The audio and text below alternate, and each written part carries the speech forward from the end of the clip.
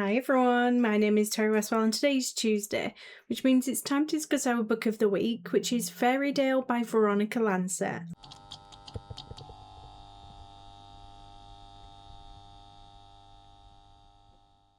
First, this is a spoiler-free section, so if you haven't read this book yet, don't worry about it, it won't be spoiled for you here.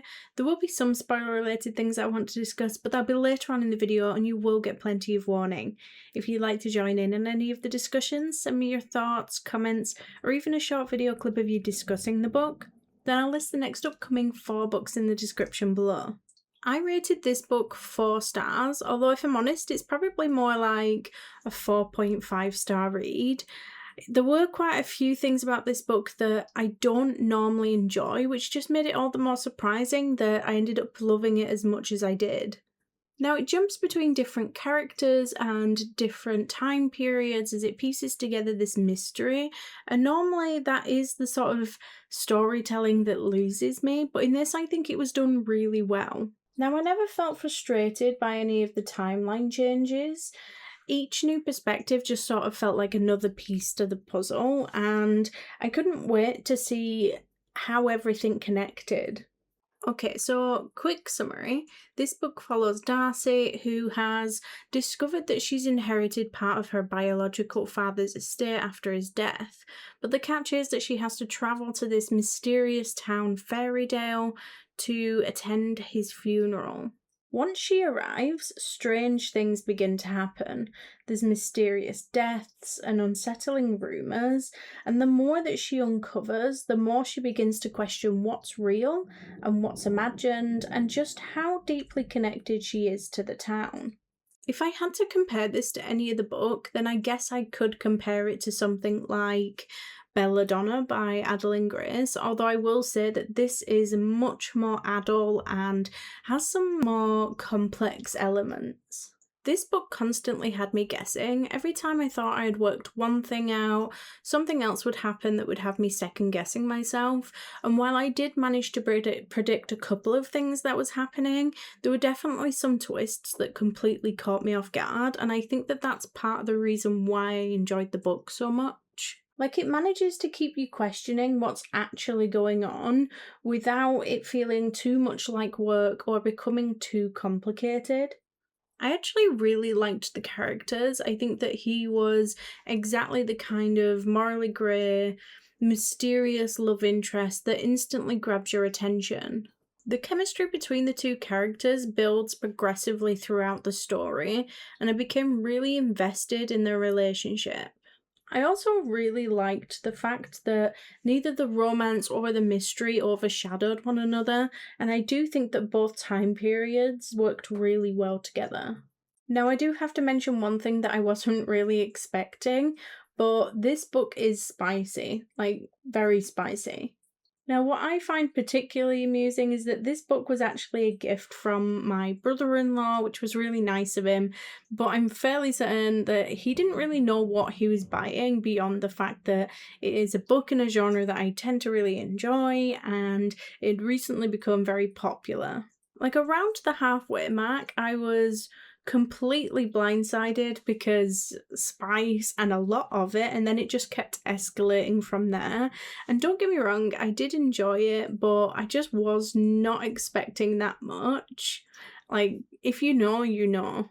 The mystery part was probably one of my favourite parts because you were constantly trying to work things out, trying to figure out what's real, what's potentially supernatural, and maybe what's all in Darcy's head. And then I loved how ambitious the story became. Like, without giving too much away, the book eventually leans into stuff that is much more fantasy focused and maybe even science fiction. Now, I'm not usually much of a science fiction fan, however, I do think that Veronica Lancet really made it work. Instead of feeling random, it felt like it fit very naturally into everything the book was trying to build towards, and it genuinely caught me off guard. It felt like it was very well planned and executed. I don't have very many complaints. In fact, I think my main criticism is more personal preference because, present day is set in the mid-1900s, and part of me does wonder that if it had been set sometime that was a little bit more modern, if that would have worked just as well, if not perhaps even better.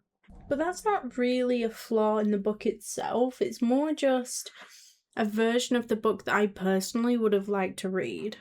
So, as for the question, would I recommend the book? Absolutely. I mean, if you like the sound of it so far, then I think that you can have a really great time with this. I will just say two things, and that's one, be prepared for a lot of spice, and two, maybe check the trigger warnings first, because there are definitely some darker elements to this story. And would I read any more by this author? Definitely, this was my first book by Veronica Lancet, and I would absolutely pick up another one. So earlier on in the video, I said that you get plenty of warning for any upcoming spoilers. Now this is that moment, so if you haven't read this book yet, I would suggest going doing that first, because beyond this point there will absolutely be spoilers.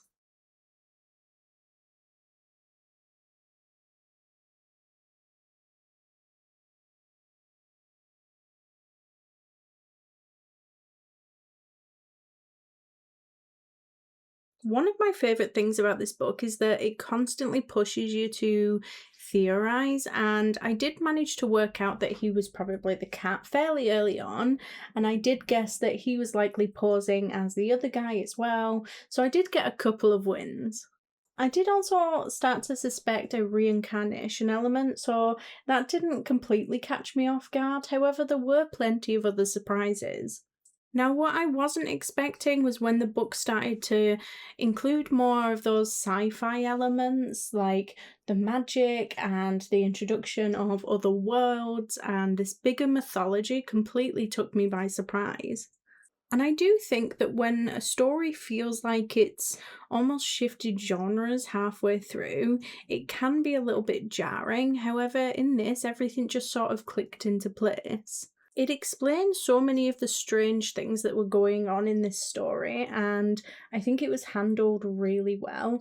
By the end of it, I was almost feeling like I'd read several different genres wrapped up into one book, and it all sort of worked really well together. There was this gothic romance, there was mystery, there was fantasy, and a little bit of science fiction, and I don't think that that's an easy thing to pull off.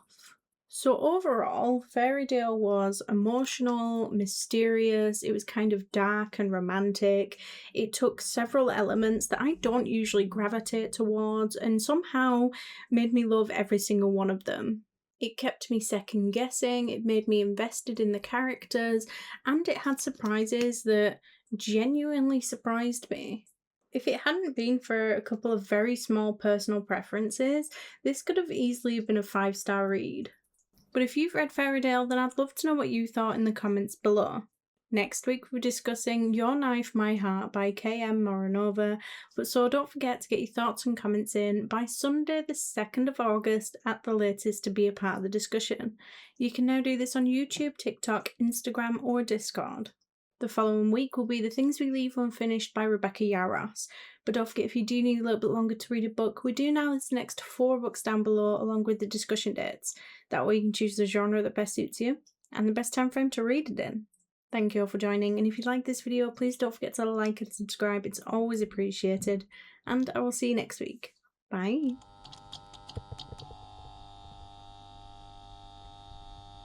If you like romance, fantasy, or even thriller, basically anything fiction book related, then I suggest you head on over to the channel's intro video, where you can find out more information on how you can take part in this online book club.